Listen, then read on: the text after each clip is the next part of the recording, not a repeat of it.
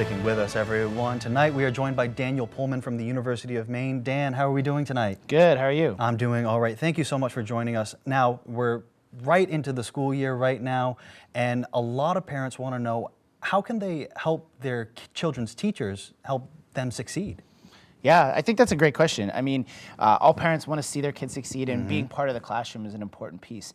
I think one of the things you can do is really get to know the teacher a little bit. You know, talk to them, understand what they're thinking about, and really give them an opportunity to kind of voice their opinion and perspectives to you about your kid. You know, just being that open relationship, I think, is really the most important thing. And how can we foster that kind of relationship? What are the avenues that are appropriate for parents to go to contact those teachers? Because obviously you don't want to overstep any boundaries. Sure. Well, I think, you know, being involved in the classroom, you know, speaking to the teacher, responding to emails, when there's opportunities for you to be able to support the kids, you know, do that. I think that's really important, to be really engaged in those types of things. Just be present, I think, is one of the most important Just being present, things. absolutely. So there can be some overlap sometimes. What should parents do? Say a teacher says, hey, your child's acting up in my class. What's it look like at home? How should parents take that kind of information? Yeah, I think that sometimes parents can get really surprised by that and shocked. And so sometimes you just have to take a step back and listen and say, okay, well, tell me more about what's happening. What are you seeing? Thinking about, you know, maybe what are some of the behaviors that you see at home that might match that, and maybe compare. And then really talk to the teacher about, you know, what works at home, and ask them what works in the classroom, and start to compare notes to really get that. And should those kind of conversations, should they just be happening at, like, let's say a parent-teacher meeting, or should this be an ongoing conversation, ongoing email, stuff like that? I think it could be both. You know, it really depends. Certainly in parent-teacher conferences, these are great times to bring this kind of thing up. But, you know, shoot the teacher an email. There's never a wrong time to send a message and say, hey, you know, tell me more about what's going on in the classroom, or tell me more about what you see in my son or daughter's behavior. You know, I think there's never a really bad time to do that. Absolutely.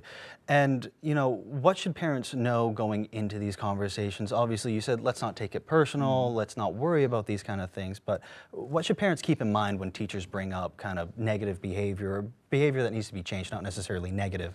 I think really knowing that the teachers are on your side, right? They're there to help you. They're there to help get your children to be successful and to be able to be, you know, to achieve the things that they can achieve. And so they're not there to give you that information to make you angry. They're there to say, we need to help our kids. We need to do something about this. And they're really attempting to partner with the parents when they do that kind of thing. So to take that step back and say, okay, this is really frustrating. I don't like hearing that. But then to say, wow, how can I use that information to really be able to help my child too, right?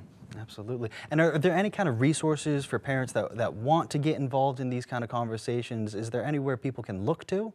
I think there's lots of different types of websites. The College of Ed has a lot of resources for parents that are interested, that might want to learn more about that. Certainly reaching out to experts. And I think there's a lot of schools will have that as well on their websites and places.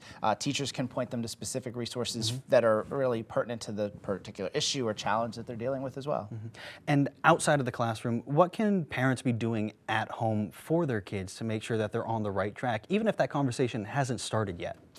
Asking their children about what's happening at school. What are you finding interesting about school? Taking in, you know, investment in their learning, taking a look at the homework that they're doing, you know, having those conversations with them. Kids love talking about what's going on, right? And so give them that opportunity to do that at home.